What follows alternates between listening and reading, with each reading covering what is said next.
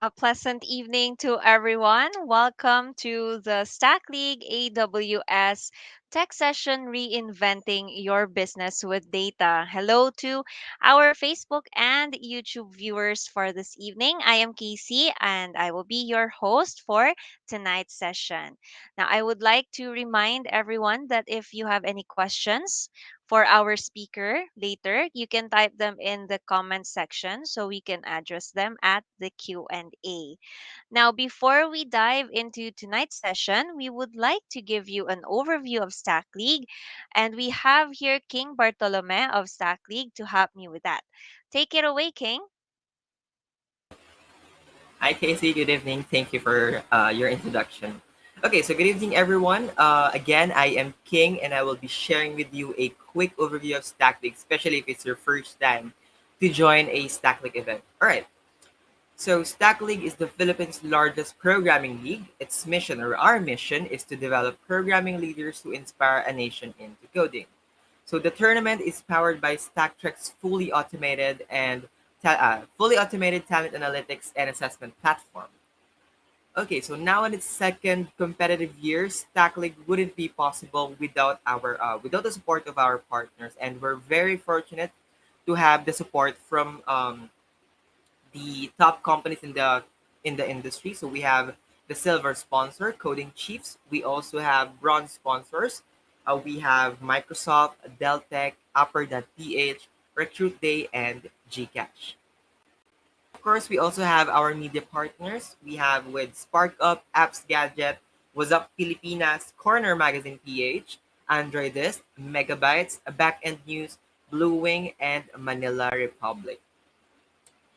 Also, the same goes for our community partners who help the league reach as many programmers in the country as possible. So here they are.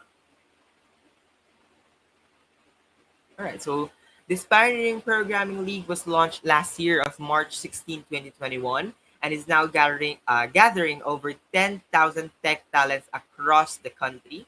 Of course, to test their leadership, their perseverance, and their coding skills with the promise of nationwide media recognition, lots of prizes, thousands of tech job opportunities, and access to invitation only events. And just to share with you, if you want to be enticed to join the league's year-round cash prize pool is now at 10 million pesos in the duration of the whole competition. And of course, one of the Stack League highlights is the weekly stack race, both for individual and team categories. So each week, the top 10 challengers will be, and the top three teams will be announced all across Stack League's social media platform to recognize the challengers who stayed on top of the rankings. And apart from that one, we also have the Stack League featured programmer and team campaign. So how does it work? The weekly top 10 challengers and the top 3 teams are going to be featured on StackLeague's website and on our social media channels. And also we have here the Stack League will be hosting numerous tech and career sessions all throughout the year. And aside from this, Stack League is also have exclusive trainings available for ranking up to the next challenger level. So these events and trainings are all for free. Of course, we also have the Stack League Ambassador Program. It is a year-round initiative to reward Stack League challengers who go beyond the competition and inspire the nation into coding.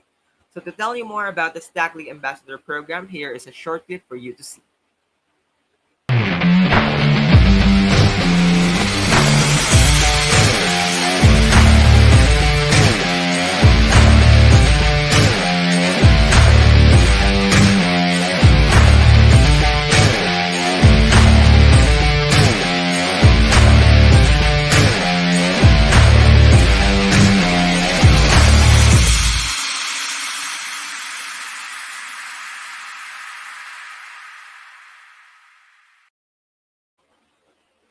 Okay, and now let's all congratulate Jeremiah Daniel Regalario for being the Stack League Ambassador for the month of May. So winning the 3,000 cash prize and Stack League t-shirt. So if you want to be the next Stack League Ambassador and win the cash prize and t-shirt, the program is now open for the month of June. So this is June 1, and it's the best time for you to earn your ambassador points. So you can find the full mechanics at our website, bit.ly/StackLeague Ambassador 2022, or shown on your screens. Okay, so moving forward for the ranking system and the initial competition, for the supported programming languages, we have five available right now. We have JavaScript, Java, Python, C Sharp, and PHP. Now, for the ranking system, this is how it works. So, as usual, when you sign up, you will start at the bottom with 0 points, and all you have to do is solve as many challenges as you can, and you will earn corresponding points. So, the more points you accumulate, the higher your ranking goes, and the more opportunities are unlocked for you to access. And we have here the three challenger levels. We have the bronze, silver, and gold. The new thing for this year's challenger level up is the prizes, or are the prizes. So unlock bronze level, you will receive 100 pesos, and unlock silver level, you will also receive 100 pesos. And once you unlock the gold level, you will receive 300 pesos, and it will be a total of 500 pesos. And now let's move forward. Okay, so this is the 500 pesos cash prize for unlocking all of the challenger level up. Okay, so now we also have the Stack League Treasure Chest individual category, wherein the weekly top 10 will be receiving 500 cash prize each. Okay, so we also have the Stack League playoffs. We also have this one is a single elimination. Sorry. Wait. Okay, so we have here the Stack League playoffs. It is a single elimination tournament featuring all monthly qualifiers, where all weekly top 10 Stack League challengers will automatically be invited to the monthly qualifier round. So you can read the full mechanics at bit.ly/Stack League Playoffs 2022. So to know more about this Stack League playoffs, here's another short clip for you to see.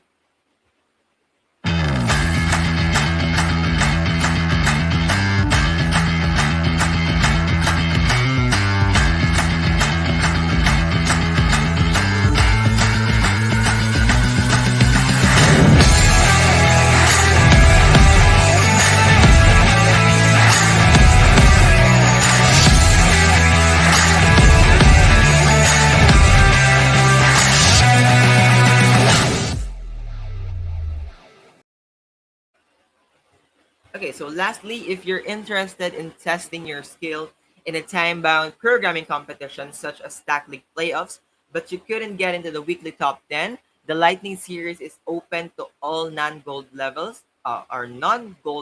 challengers. You can find the mechanics at bit.ly/Lightning Series Mechanics, and the schedule for the month of June has been posted. Please take note, you will receive an email for the invitation. And I think that's it for the overview of Stack League. And remember that as it's a year-round competition or tournament, Stack League is looking for the best challengers that can stay up in the ranks and become programming leaders for the long haul. That's all on my end. Back to you, Casey. Thank you very much, King, for giving a short introduction of Stack League. Now, let me switch the screen. All right. Thank you again, King. All right. So now let's not delay any further. Amazon Web Services, or AWS, delivers a set of services that together form a reliable, scalable, and inexpensive computing platform in the cloud. Our resource speaker is a self taught programmer, single board thinker, and someone who just loves tech. He comes from a software engineering background before joining Amazon Web Services. His passion for technology started at the age of 12 out of curiosity on how a game is made. Currently, he leads the solutions architecture team for the SMB market for AWS Philippines and helps businesses use cloud technology to innovate for their customers. Let's give a very warm welcome to Rom Gapuz Jr. Welcome, Rom. Thank you, Casey. So I hope everyone is seeing my screen. So once again, thank you for inviting me, and welcome to everyone who are here, who joined us to talk about the modern data architecture on AWS. So I entitled this "How to Reinvent Your Business with the Use of Data." So in terms of our agenda, so I'll be sharing the link of my LinkedIn if you're interested in connecting with me later, and so that you can also look at how AWS can help you in your as I understand you majority of those who are here are students. So, of course, as a technology practitioner, I would like to connect with you as well. And if you have questions, I'll be happy to help you there. But my focus of my talk is not myself, but in regards to analytics on AWS. So here are our agenda for today. So we have the intro. I'll be talking about the importance of data with businesses, and then afterwards I'll be talking about the AWS analytics pillars, the different pillars of analytics on AWS. And then I prepared a little demo for you so that you can appreciate analytics, and then next steps on how you can do this yourself. As students, I prepared something that you can get out of this session. Okay, so let's start. So let's talk about the data. So data is, as we see, it's growing exponentially. Data right now is being generated so fast, in that a lot of businesses are having hard time in terms of keeping up or storing those data. So data um, growing is because of the rate of applications that are being created from smartphone to IoT devices who are generating a lot of data. And another challenges of data is around data sources. So there's a lot of data sources that are coming up. Like for example, social media is a data source for data, and getting those data sources onto your data platform is particularly challenging because there's a lot of different data sources from databases, third-party applications, social media, and a lot of different types of data sources. And another thing is that data is getting diverse. So there are data that are structured, which is much easier to process because you have schema that you can look at on how to process this data. There are description on what is the data for. However, there are types of data that are what we call unstructured, in which it is in raw form, and it's up to us to infer what is the data that we are seeing, and we need to process that data for ourselves. And then another thing is there's a lot of stakeholders that needs to look at the data. So you have data scientists, data engineers, and you also have business leaders who needs to look at reports coming out from your data. So there's a lot of different stakeholders that want to get out of the data. So because of this, you need to shape the data accordingly to the type of users that are consuming it. And then lastly, we have a lot of applications that analyze that uses that data. So from our business applications to application from our third party that we connect onto, and from reports, from dashboards, there's a lot of consume third party application that consumes our data. So moving on, what we need to do in terms of our data is to put our data into work. Sorry. Yeah. So the reason why we need to do that is these four things. So number one is to drive business decision. So driving business decision, this is more this is a common scenario in which businesses create reports to show profit, loss, and other data about their business, and they use this to make an informed decision for their business if they want to expand, for example, or if they want to discontinue a particular product. They use data that are coming from variety of different sources to make this business decision. And then the other thing is to improve efficiencies. So to do this, businesses are capturing performance metrics, like for example, the how much in the production line, for example, how much products are being turned out at in every second or every minute, and then as you look at that data, you can see if there are efficiencies in the production line, where are the bottlenecks, so that you can fix that and improve your manufacturing processes and overall improve your business. And then another thing is to respond faster. There are data that allows us to respond to the immediate needs of our end customers. For example, if you've ever been into a website in which an e-commerce website, a shopping website, where you add to cart, and then after a while, when you leave your cart without checking out, they they email you or they message you that hey, you have something on your cart, and then they ask you, hey, to check it out, and then they will give you discount, for example. And they know that because they can look at the data and see if someone has left something on their shopping cart, and then they can respond in real time if a person is has not yet checked out that. And then lastly, it is to uncover opportunities. This is using advanced analytics and also machine learning AI to look at the data and see where are the opportunities that we can expand on to help our businesses. So how do we do this? So we call this the modern data strategy. So you have here a data lake. I'll expound later on what is a data lake. And then we have here the tools that we use for analytics. And then we have our databases here, our own databases that we get data from. And then we have machine learning tools that we can use to create insights out of our that data. And we also have data sources maybe coming from third party that we ingest, for example, weather data, traffic data for those who are in the, for example, in the transportation industry. And you also have here people, apps, and devices who consumes that data, which further generates a lot more data. So as you can see here, it's a cycle in terms of how data is used all throughout the business.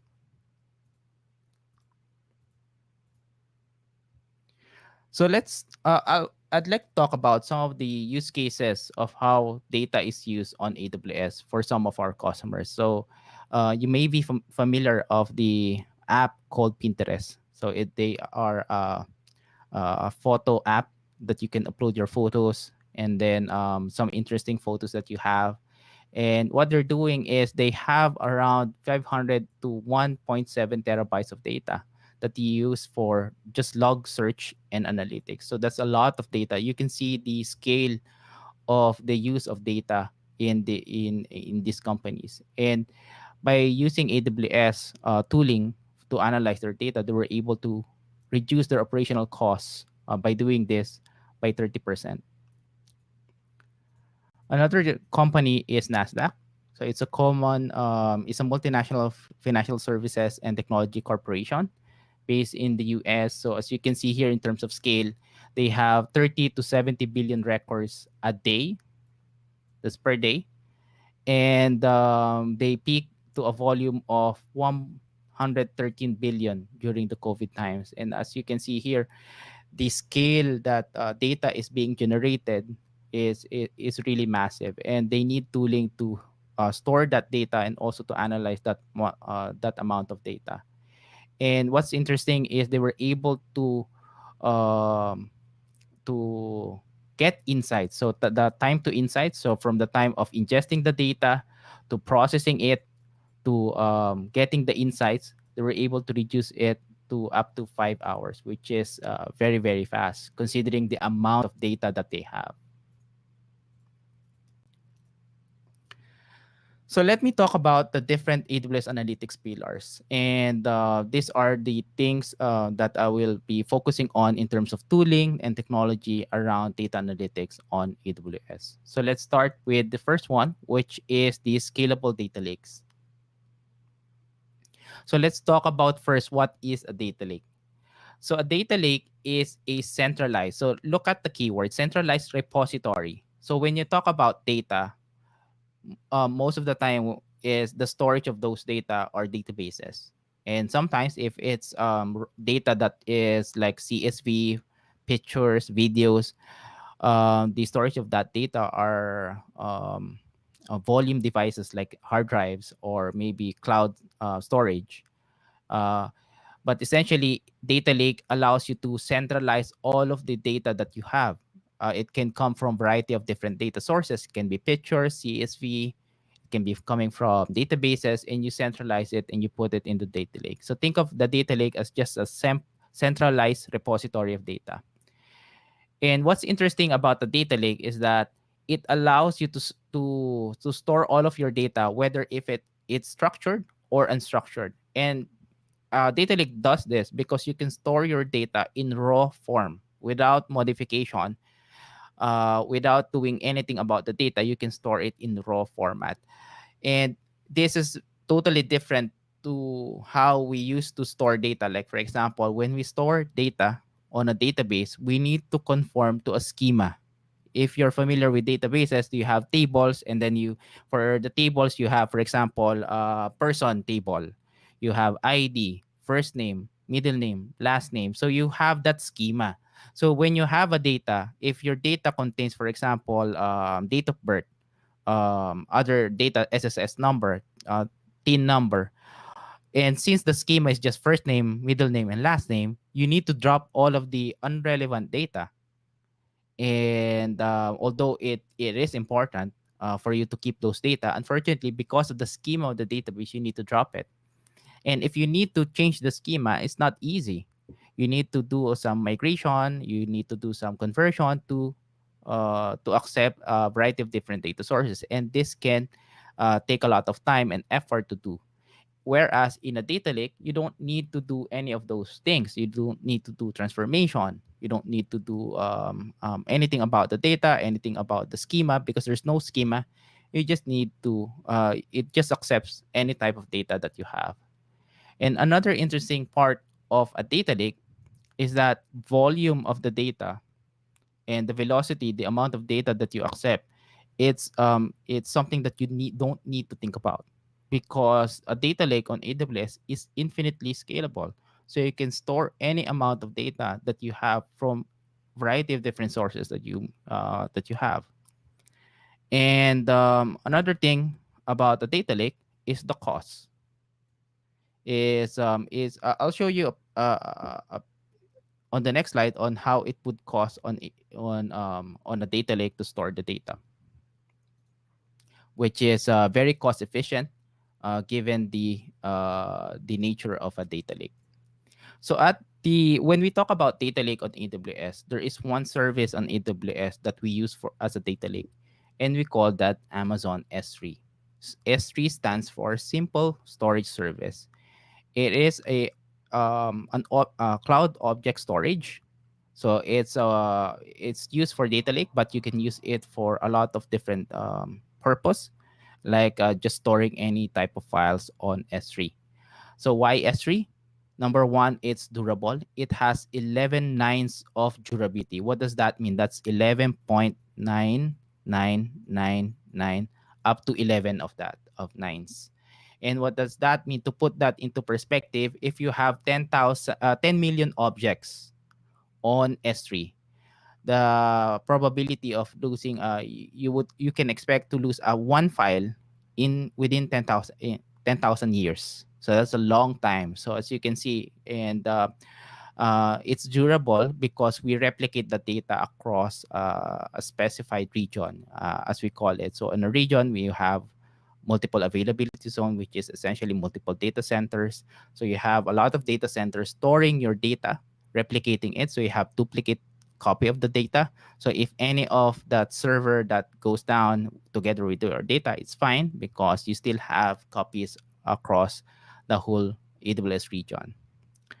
And another thing, aside from being durable, it's also available. So we have an SLA of 99.99% of availability. So when you need your data, you can expect 99.99% percent of the time that you can access that data that you have on Amazon S3. It's high performance, so you can upload faster through what we call a multiple upload. So multiple upload, if you have one big file, for example, you can chop it off and you upload um, individually those chunks onto S3. So that's a multiple upload, and vice versa. Range get is the same thing. It can be chopped off and you download the data per chunk. So given that it's multi-threaded, if you have faster internet connection, you can download. Given this example, you can download or upload 4 times as fast, and then it's easy to use. The How you use S3 is just a simple REST API. So the languages that I saw a while ago, Python, PHP, C Sharp, JavaScript, all of those can be used to access S3 through the use of SDKs.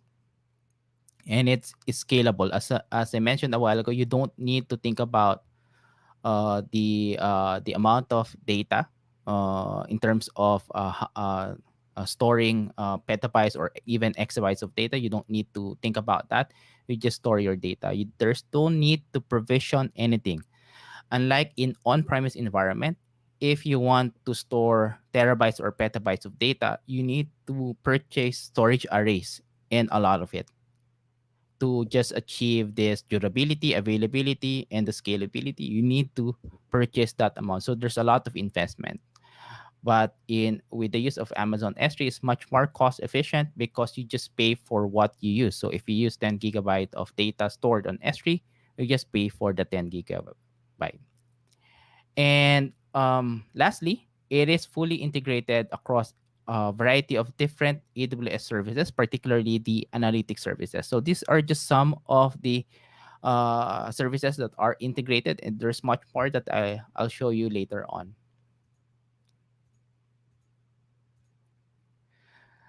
So in terms of using S3, the simple storage service for your data lake. So S3 is at the center. So it is a central repository, as mentioned a while ago, for all of your structured and unstructured data. So essentially all of your data. And what you can do is you can create such architecture. This is what we call a modern data architecture, in which you have the data lake at the center, and then you have different data sources across around the data lake. So you have an SQL type of database in here. You have Hadoop type of uh, system here. You have a search database here. You have a data warehouse here. You have a technology tool that you can use for machine learning. You have a NoSQL database here. So as you can see, there's a lot of different integration that can be integrated onto your data lake. And as a whole, this is what we call the modern data architecture. We'll expound more on this, on how this works all together as we go along this presentation. So let's move on and look at the purpose built for performance and cost. So before we look at purpose built architecture, is let's look at the journey, the evolution of application architecture. So before we have mainframes, and after that we have client server. Client server, you have the server. For example, this is a server, and then this is your client. So your client is using that server. Maybe it's a database server, and your client is the application server, and that is the client server architecture. And then you have the three-tier architecture. You have here the presentation. You have here the application logic. You have here your database. And then now, what we have right now is what we call the microservice architecture, which whereas each of these boxes is a microservice, and each of these microservice would have its own database, as you can see here. So it can have more database for each of the microservice. And this is what's happening right now. Um, Before, you only have the database separated. You just have one database for the mainframes. The application and the database sits on side by side on the same machine. But what you can see right now with the evolution of the cloud computing, you have microservice accessing its own database, and there's a lot of different microservice, and all together they comprise of a single application. All of this is just one application. So this is the evolution of application architecture. And because of this, we need to change how we think about applications. So because of the challenges that is created with how people uses our applications across the globe, modern applications such as this has been created, the microservices approach. And these are the consideration why the microservices approach is being used right now. So considering 1 million users, so imagine the scale of the an application having more than 1 million users. The data volume, you have terabytes or even petabytes of data. In terms of locality, you have global, you have the whole world that can access your app. You don't need to constrain yourself into a particular geography. For example, the Philippines, you have the whole world that you can deploy your app. You can just publish your app on an app store or Google Play Store, and it's accessible for all users globally. And in terms of performance, the demand for a modern application is microsecond latency, which is very demanding. Request rate, because of the amount of users that you have millions per second in terms of transaction. In terms of access, you have a lot of different channels from mobile application, IoT devices, and other devices that use your application. In terms of scale, having a global audience, your scale would have virtually unlimited scale. And another interesting part, while we do a microservices approach, is that in terms of economics, it's pay as you go. Because of the advent of cloud computing, you don't need to purchase servers, databases to host your applications and clusters, the storage clusters. You don't have to purchase those physical devices. We'll do that for you to increase our capacity. What you do is you subscribe to our cloud computing and you pay as you go with servers that you provision, database that you provision on the cloud. And that essentially drives our economies of scale because we purchase those infrastructure in bulk and we provision it for you, and we basically shoulder that cost. And because of we have a lot of users, customers who are using this infrastructure, we can drive the cost lower so that a lot of you customers can use the cloud, and you have access to the cloud using API. And what another interesting part of modern application is you decouple the application from the storage.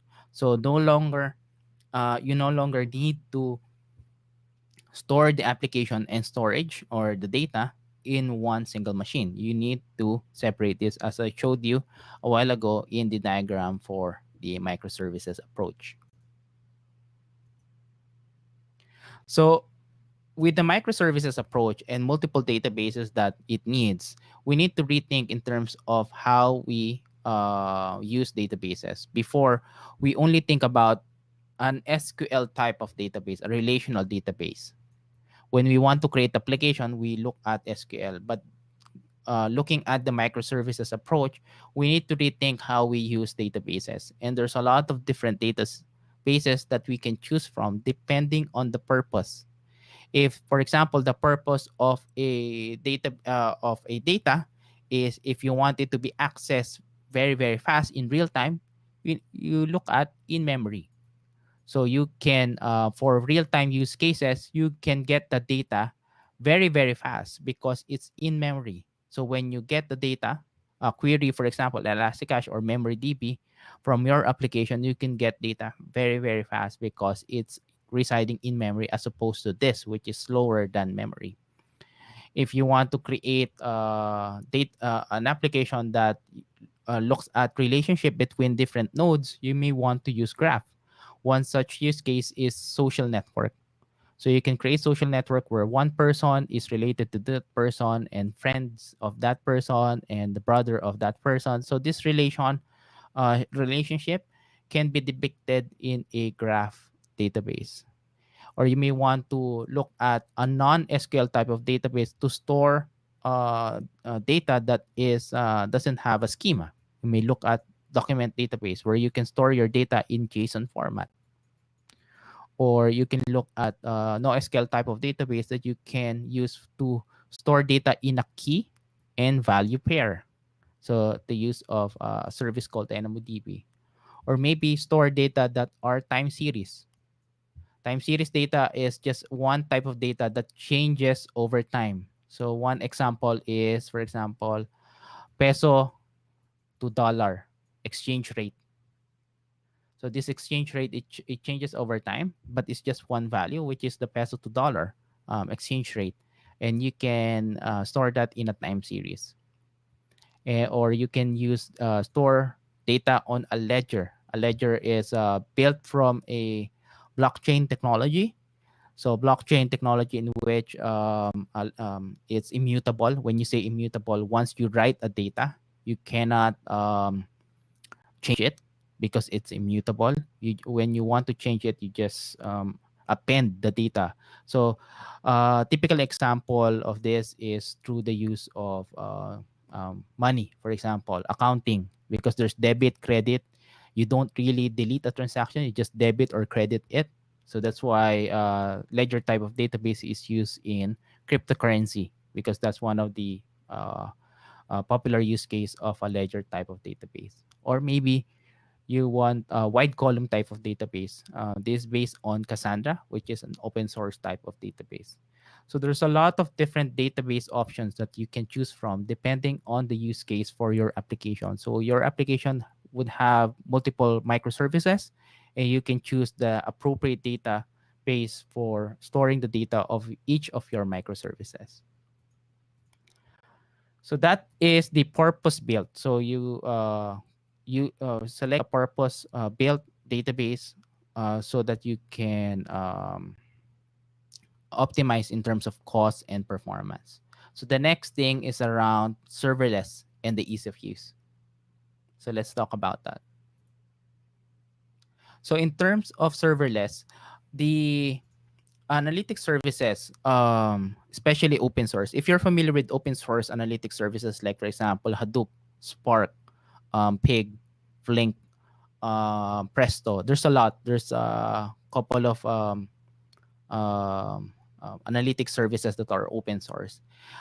What is hard for you to use it, although it's open source, it's much easy to use, is you would need um, to install it, configure it, patch it, backup, all of these things. Which is, if you think about it, as a data engineer, this is the least of your worry. What you need to think about in terms of your business is how to crunch data to get insights. But if you look at open source and you manage it yourself, you need to think about all of these things: capacity planning. If there's a performance issue, throughput issue, latency, you need to think about all of those things. And most especially is security and compliance, because we need to conform with the Data Privacy Act of the Philippines. So all of those things you need to think about when you're managing your own analytic services. That's why I want to introduce you to a serverless type of analytic services. So before we move there, this when you want to self-manage, all of those things here is your responsibility. From the hardware up to um, getting insights from your data, all of those things is your responsibility.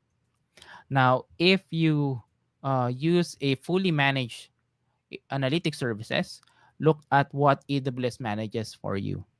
So all of these things, you don't need to worry about all of these things. You just need to focus on what matters most, which is crunching your data, getting insights from your data, and which is essentially your role as a data analytics or data scientist for your business. Sorry. So here are some of the analytic services that are um, serverless, that has a serverless option. So you have Glue, which is for data integration, is or ETL, or extract, transform, load. It's also a data catalog. Redshift for data warehousing. You have Elastic MapReduce. This is used for big data. You have Athena. This is used for interactive analytics. You have Lake Formation so that you can set up data lake easily with management and governance in mind. You have QuickSight for visualization. So this is a business intelligence tool. You have managed service for Kafka.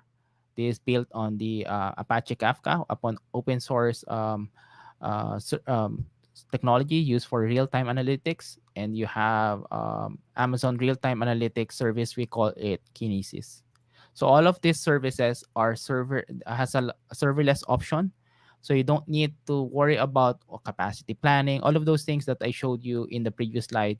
You don't need to worry about all of those things. You just focus on what matters most for your business, which is getting insights from the data that you have. So next is, let's talk about seamless data movement. So we talked about the data lake. We talked about databases that we can use. We talked about serverless analytics services. Now we want to move data across these services from the data lake to the databases, vice versa. The use of serverless analytics, we need to understand how to move data across these technology services. So to do that, let's talk about seamless data movement. So this is our a modern data architecture, and these arrows are the data movement. So as you can see, these are data movement, and AWS has a lot of different toolings that you can use for the data movement. So let's talk about the patterns first. So in terms of patterns, you have patterns like inside out. When you say inside out, it's from the data lake. So in perspective of the data lake, from the data lake to outside. So from the inside to outside. So that's essentially what it means. The reverse is outside in. So from an outside from the data lake uh, is, for example, from an SQL database like Amazon Aurora. From there, you can put data onto your data lake. And then around the perimeter is sharing data across the different external sources. So this is external to the data lake. So those are the different patterns that you can use in terms of moving data. And across this movement of data, we have specific technology that you can use to move your data. So let's look at an example. So I won't go to each of the services to move your data, because there's a lot of different AWS services that you can use to move data across these different data sources and targets. I'll just show you an example. So as you can see here, we have an SQL database called Amazon Aurora that you can use to move data outside in. So Aurora is outside. Move your maybe sales data or activity data, and you can move that in near real time into your data lake, which is S3. So as you can see here, we have two locations for S3. We have the raw, and then we have the cleanse.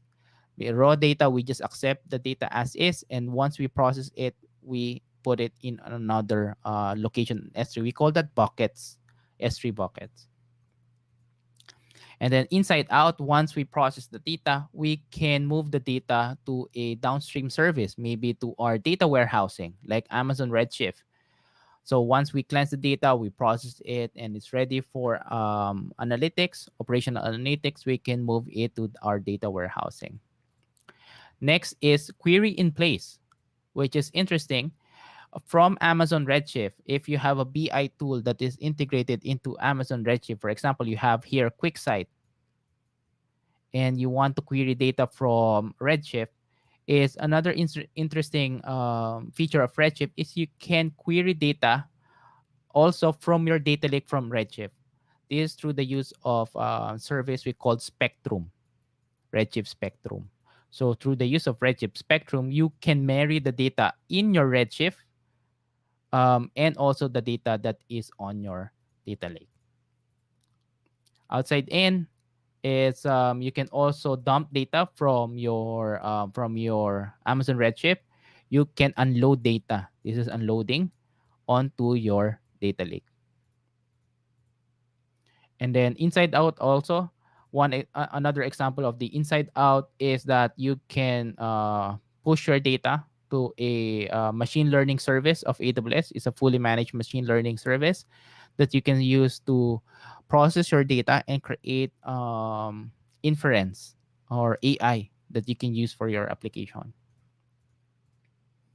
And you can share you can share data from your Amazon Aurora into SageMaker so that you can enrich the data that you have. So that's around the perimeter. So this is one example on how you can move data across these different services. And we have different tooling that you can use for doing this. Like for example, you can there's an unload feature, or you can use database migration service, unload. There's direct integration for some of the services, and also there's another service that you can use to move data, maybe using AWS Glue to move data. This is an ETL tool that you can use to move the data. And then lastly, built-in machine learning. So as you can see here, is there's a lot of different AWS analytics services that already has built-in machine learning. So like for example, Amazon Aurora, which is an SQL relational database.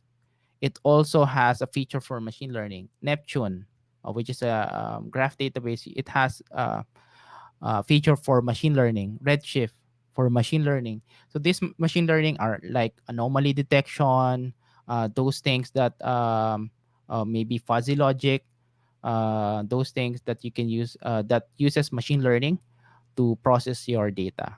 Athena, which is an interactive query tool service, it also has machine learning. QuickSight, which is a visualization dashboard, it also has machine learning. Like there's example like natural language processing on a BI dashboard, so that you can convert data into meaningful phrase. Like the year-on-year growth is has increased from 10% year-on-year. So those data can be translated into natural language through the use of QuickSight ML. So there's a lot of different use cases for machine learning. Aside from this, is you can use SageMaker to create your own machine learning model and integrate it into your application. But that is outside the scope of this talk. So let's move on to our demo. So for our demo, um, I'm focusing on the data lake, whereas I'm using the AWS Glue to crawl my data. If this is my data lake, this data store is my data lake. I need to crawl the data so that I can catalog that data. Cataloging means is that I need to understand what is the data that is in the data lake. Like what is the data type, what are the column names, what are the data from that data, and create a metadata for that. And that's what we call a data catalog. So essentially, it's like a table or a database or schema. And then when I want to process that data, I can create a job. I can create a job in which it will extract the data, perform some transformation, and then load it to my downstream services, my target. And this can be either scheduled or run on demand. So that's let me switch to my browser. So my demo revolves around this.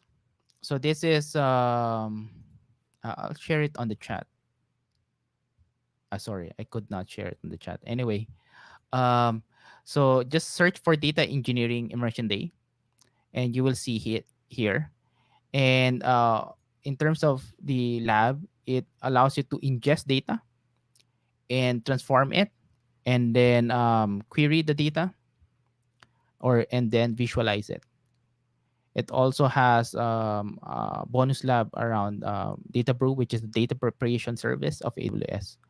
So for the DMS lab, it looks like so the DMS lab is basically just pulling the data from an SQL database running on relational database service. So pulling the data using database migration service or DMS. Once it pulls the data, it lands it on our data lake, which is Amazon S3. So that's the first part of the lab. And then for the next part of the lab is transforming that data. So from our data lake, which is this one, is we crawl the data, and then once crawled, it goes to a catalog, which is a schema of our data, and then we perform an ETL job to process the data. So from here, which is a raw format, it goes through an ETL process, and then it saves here again to the data lake, back to the data lake. And then from there, we can use tools like Athena, QuickSight to look at the data that we have, which is the next lab. So I already did some of the steps. Sorry, let me just log in again.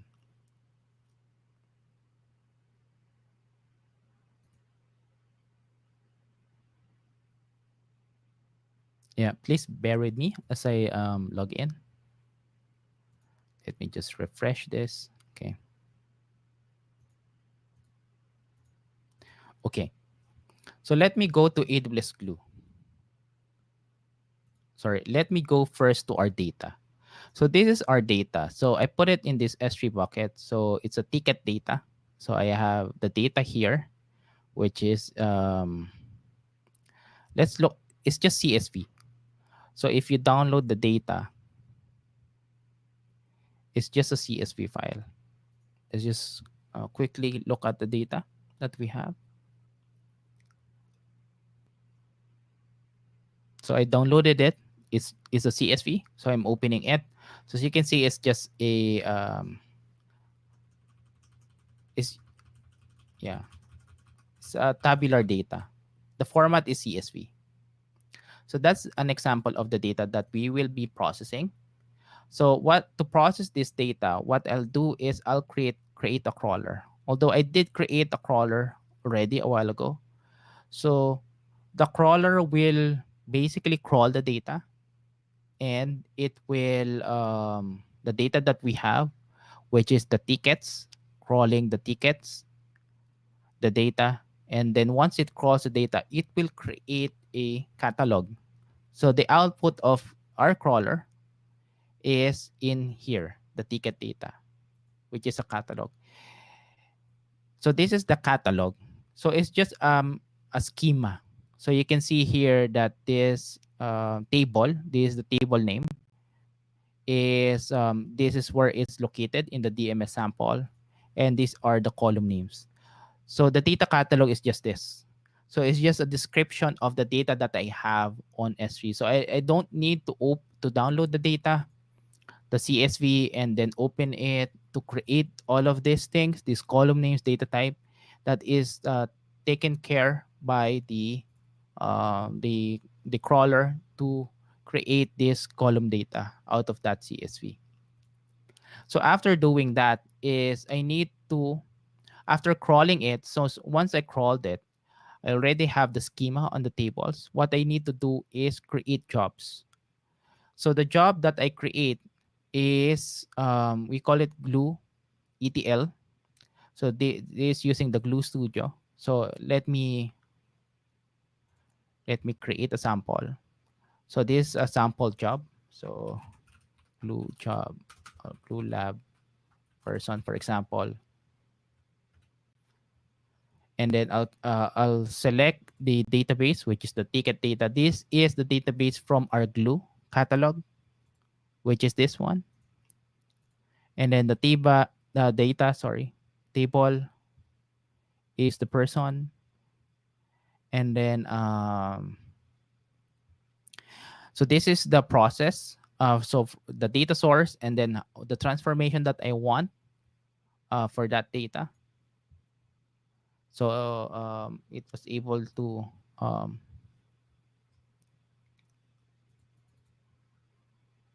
so this is the data, although it doesn't let me look at the person, so that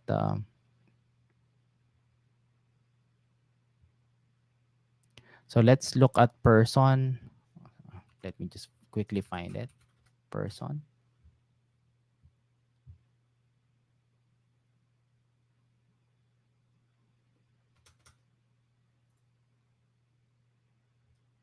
Can't seem to find it. Let me refresh it.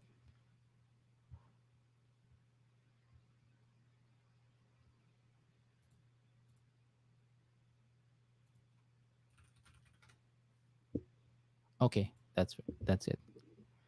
So it's just column 1, 2, and 3. Although that's not very promising. Let's download it. Let's download it. I want to see it. Although it's huge, 350 MB. Okay. Okay. Anyway, I'll just cancel it. Cancel it. Let's just go ahead and do this because I don't like the column names, but I'll let it be. Maybe I'll change this to double. I'll let it be for now. And then the target. So my target is I want to change it to a parquet format. Parquet is a binary format for data. It's a columnar format. So changing from CSV to Parquet, and that allows us to quickly analyze the data because it's in Parquet format that is friendly for analytics use cases. And we set that location where we want to store our data. Let's look at here. We will land it in DMS Parquet, but let's land it slash person. And then so this is the where we will store it. As you can see here, let's look at the MS Parquet. We don't have the person folder. So this is S3. We don't have the person folder. Let's look at the job details. These are just some of the configuration that is needed for that. So once we're done, it basically creates a script. It looks like this. This is Python, but it's PySpark. So what it does is from our visual, it just converts it to script. So it makes it easier for us to transform the data because there's a visual representation, and then at the end it just creates a script, which is a PySpark script. So let's go ahead and save that. So once saved, let's go ahead and run that. So let's click here, runs, and we can see that it's running. So what it's doing is it's using the data catalog from Glue to see to look at where is the location of the data, and then goes to the our data lake on S3 to pull the data from this one sample, and then person. It pulls that data, that CSV, and then afterwards it will land the data in here in the DMS Parquet, and it will create a folder here. So that's what it's doing.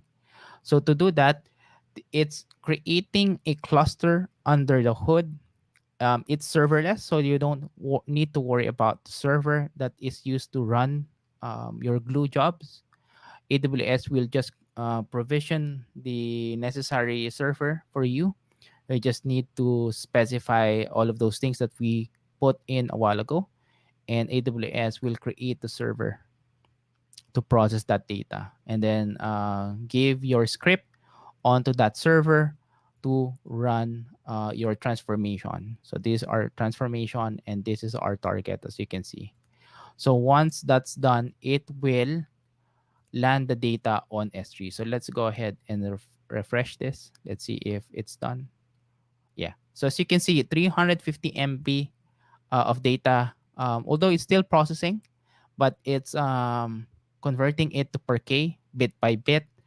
So it will put it here as it process it. Let's see if it's done. Yeah, it's done. It succeeded. So as you can see, it has created these per K files onto our target. So once we've done that, we can go ahead and crawl that data. So I already created the crawler. This is the per K crawler. I just run the crawler. So what this crawler is doing, it's going here. It's going here in the DMS per K. It's scanning all of this folder and it's looking for changes if it change. And then it will open each of these per K files and create a infer a schema. So the schema is the table. So the table and see if it's different. If it's different, if you'll update it. If it's the same, it will not do anything. So let's look at the if it's already done.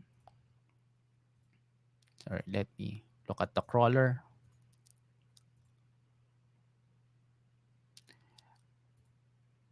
So let's see. Okay.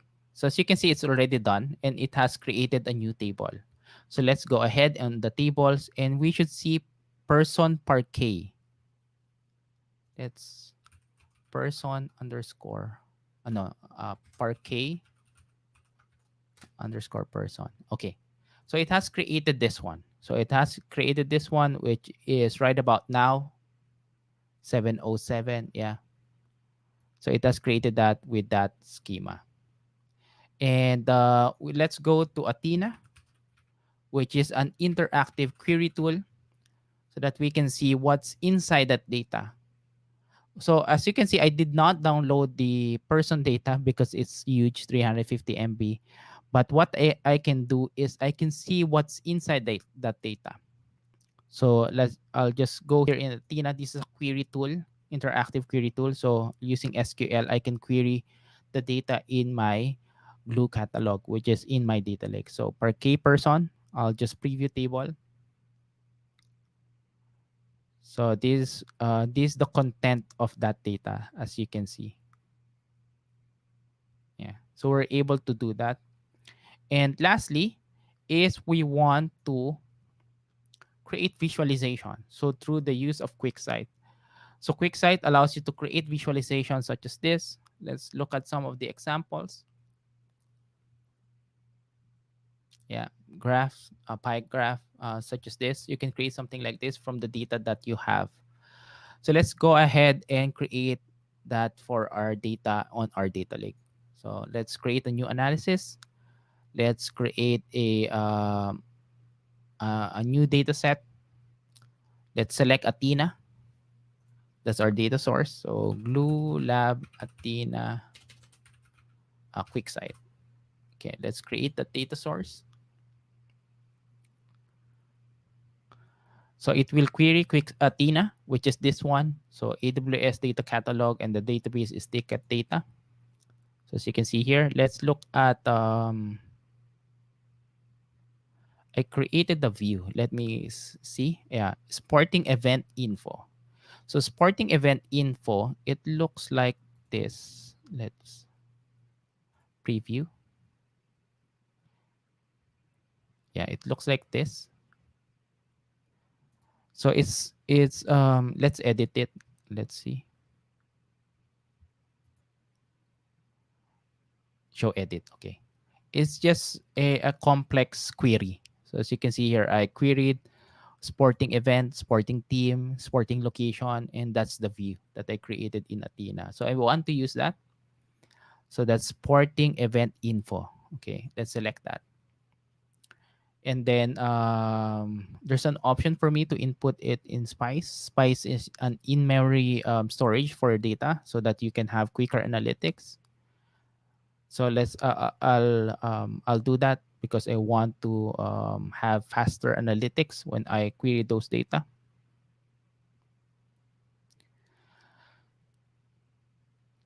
So as you can see here on the left, that is the data that we have. So it's currently importing from Spice, the data into Spice, into QuickSight, and then we can go ahead and do some analysis of that data.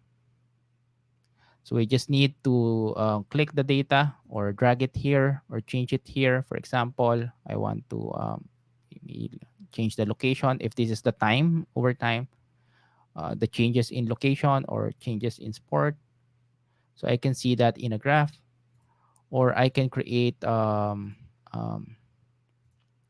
visual, maybe just numbers, the increase, maybe in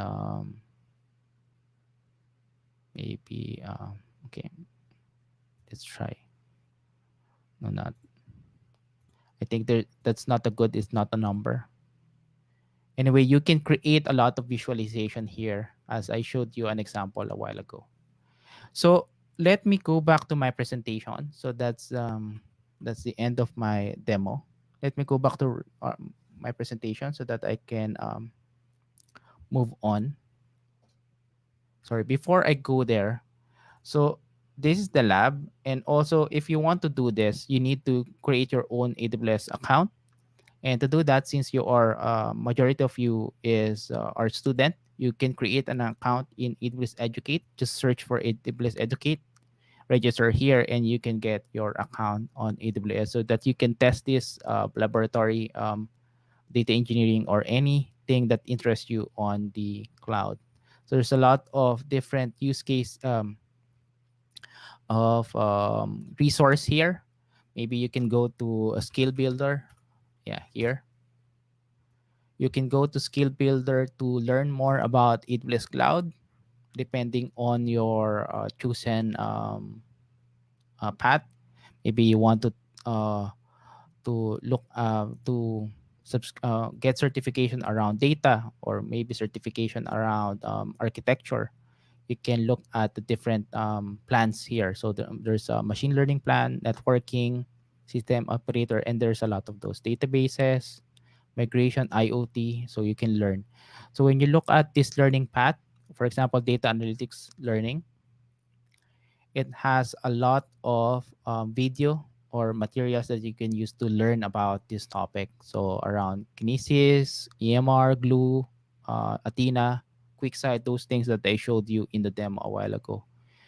There's also a ramp up guide. So if you want to be a data analytics practitioner, this is a ramp up guide that we created. Just search for AWS ramp up guide. So this is for data analytics, and you can use this to ramp up yourself to be a data analytics practitioner. So you can learn about lakes and analytics, Kinesis, and EMR, Glue, Athena, QuickSight. And then step two, you can learn about Hadoop, big data, EMR Hive, data lakes, um, data warehouse, etc. And then all of this knowledge, you can use it to prepare you for AWS Certified Data Analytics, which is a specialty certification. Although this is advanced, I suggest you look at other certification first before doing this, because this is a bit advanced. But if you want to go in your data analytics journey as a professional, when you work in the future, is you can look at this ramp up guide to help you ramp up yourself with data and analytics on the cloud. Okay, so with that, I'd like to summarize what we talk about, which is mostly the analytics pillar. We have creating the data lakes to store our structured and unstructured data. We have purpose-built services, analytic services, and database services that optimize performance and cost. We have serverless analytic services that help us get more value with our data without worrying about the infrastructure. We have data movement services that allows us to move data inside out, outside in, within the perimeter across our data, a modern data architecture. And then we also saw machine learning capabilities of some of the analytic services that we have.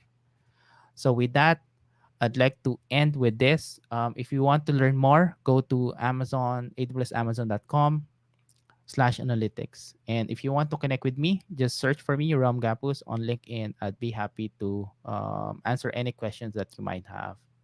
So with that, thank you. Back to you, Casey.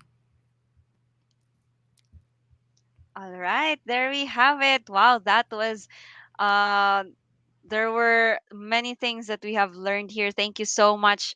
Thank you very much, Rom, for that very informative presentation. And this is knowing that many of our participants and viewers are from various types of courses and courses that involve technology and have also expressed interest in uh, the future trends of the IT industry. So this was very insightful. Now, let's give a few more minutes for the most exciting part of our session tonight. We are now opening the floor for questions from our participants. We actually have questions here already. So, Rom, let's start with uh, Roland Diggy. So there are two parts here. So Roland said, "Good evening, Sir Rom. Thank you for the talk. Big tech is getting a lot of attention with how user data is being handled."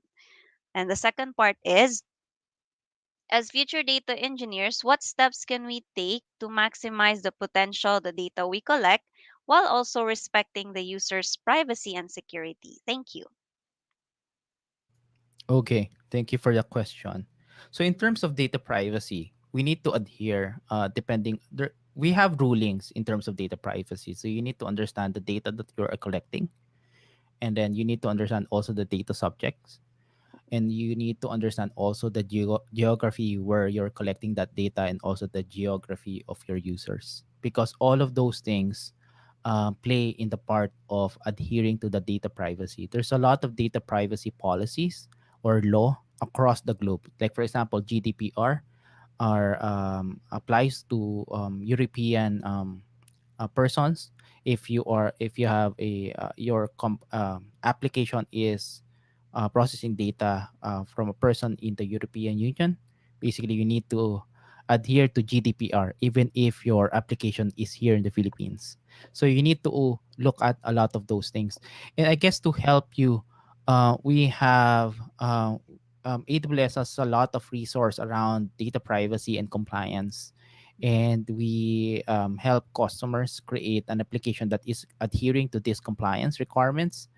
And our toolings, our services are built with security in mind and also data Mhm. privacy in mind. So you just need to configure it in a manner in terms of so that you can adhere to these compliance requirements.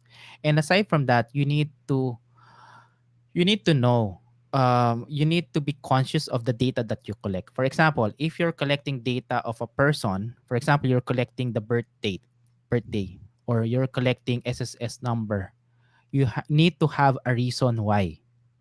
Mm. It's not just for you to store it. You need to be using it for to provide services for that person. So, for example, if you are a for example an e-commerce platform, a shopping platform, you're selling something, like, you don't need to collect SSS number or TIN number, right? So Mm. if you will not use it, don't collect it. So that's simple. So so that's for the data. And in terms of PII, you need to safeguard it. Like for example, use encryption. AWS has a lot of all of our services that store data allows you to encrypt the data. And encryption is free on AWS. You just sometimes you just need to take a checkbox that you want to encrypt a data. So that's one of the requirements of storing sensitive data, encryption. Aside from that is encryption at in transit, which is using SLTLS. So your website should have those as well. So those are just protecting. And then other than that is maybe protecting people who has access to those data. So you need to audit. So there's a lot of different consideration, but take it as a step at a time. Look at the data privacy requirement of the geography data subject that you are collecting data from.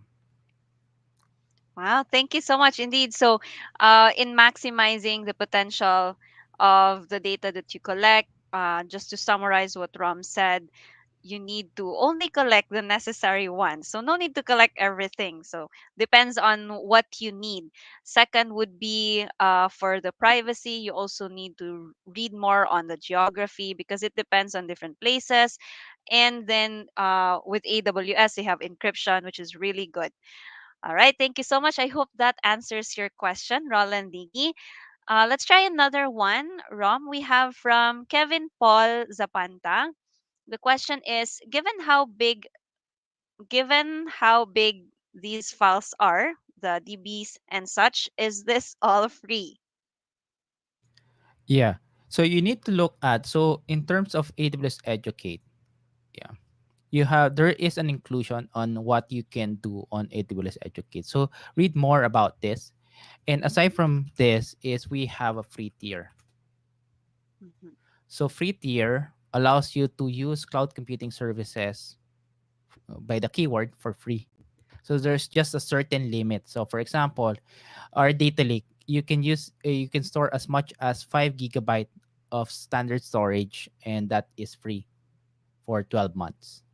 You can launch servers for 750 hours per month, and that is free, 750 hours per month for 12 months. So you need to look at all of these things. And aside from these things, there are inclusion on the AWS Educate program for students like you, so that you mhm. can use cloud for free. All right, there you go. So, Rom has also mentioned a lot of the courses available at AWS. So, go ahead and check that one. Take advantage of the free tier as well and learn more about data in general. All right, thank you so much for that question. Let's try another one. Okay, so this one is from Hosh. It's also a two-part question or two-part comment. The question is, data storage and analysis are the reason why once I look up a product, the next time I browse any social media, a lot of related products pop up, right? Second part, how does that work? Does that mean businesses have a common database? Yeah. So Mm-hmm, not really, but there are sharing data. There mm-hmm, are companies share data. Um, so for example, if you subscribe to a particular, for example, on social media, right?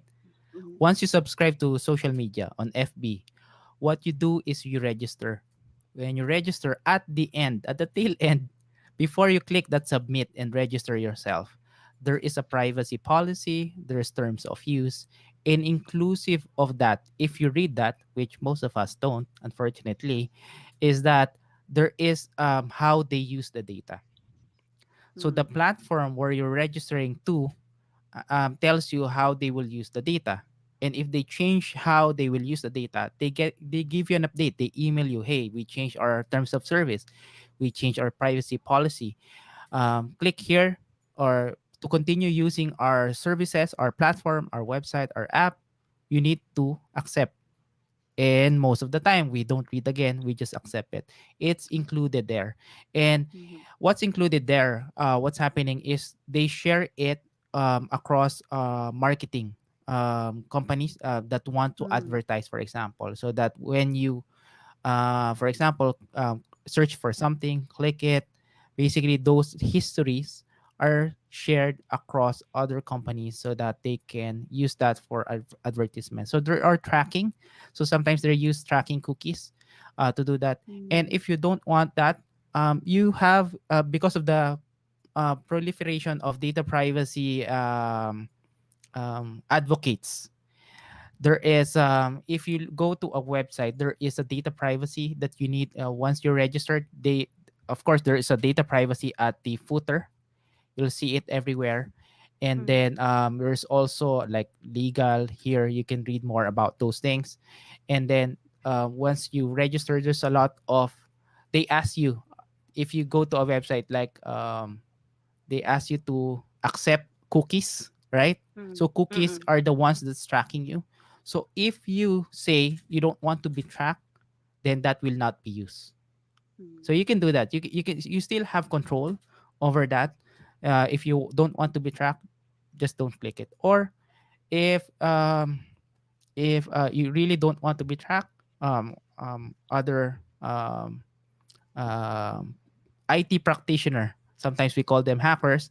What they do is they hide their presence using a browser, a specific browser, and also they use VPN. So if you want Mm. something like that, is you can do that. But these features in websites, what the goal of this is to improve the experience.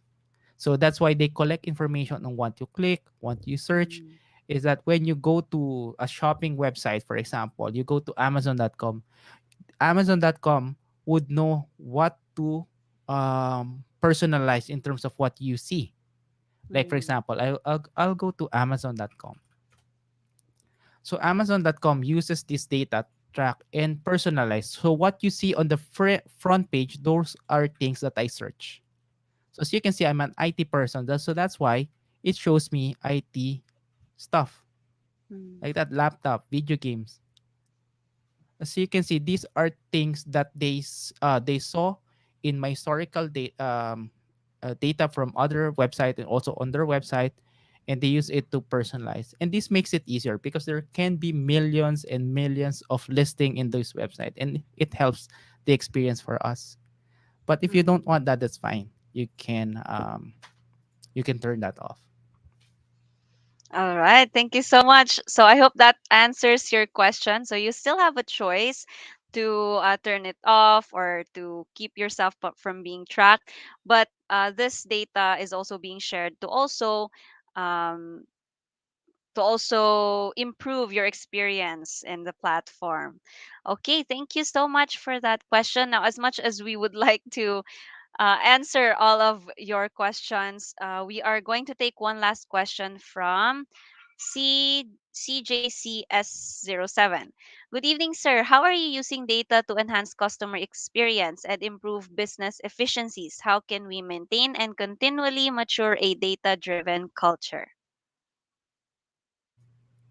That's an interesting question. So to enhance, I did touch about the customer experience to and also to improve efficiency during my presentation and answering questions. So for example, the customer experience, whatever I click here, it goes to my history, and then it further enhances the recommendation. So Mm. it uses a recommendation engine behind it that gets information, historical information of what I click. It also looks at how much time I spent reading about it, for example, and all of those information are used to enhance the customer experience, not just on this website, but also on other website. Those data are sometimes aggregated. And in terms of improving business efficiencies, like for example, looking at collecting data around performance metrics to um, to maybe look at anomalies within the data to maybe preventive maintenance or maybe to improve overall equipment efficiencies. Those are used for improving the business efficiency. And how you can maintain and continually mature a data-driven culture, I guess. Um, you need to create a data strategy. So modern data architecture is part of that strategy. Data privacy is also part of that strategy. So you need to create a strategy in terms of your data. And in terms of data-driven culture, before you make a decision, it has to be backed by data. We don't Mm. right now, before the advent of the data that we are here in the data age, is that business decision come from instinct, intuition, right?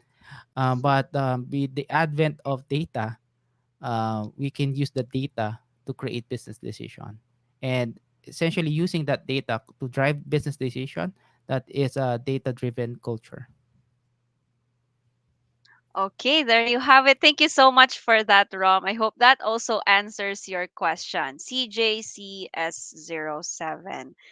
All right. So I think that's it for our Q&A session. Now, before we dive into our announcements, is there anything else you want to add, Rom?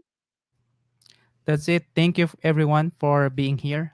Thank you for inviting me, Casey. Thank you.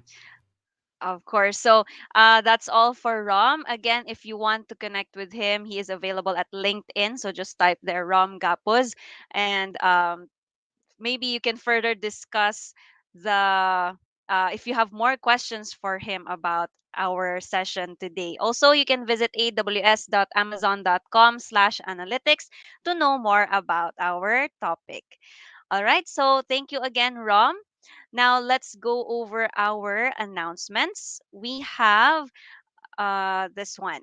So we have first the Stack League Tech Session Docker Essentials on June 9, Thursday at 6 p.m. So that's next week already, next Thursday. Then we have the Stack League Sims Tech Session, what you need to know about REST API and HTTP, and build your first mobile app using React Native in 30 minutes on June 22nd at 6 p.m.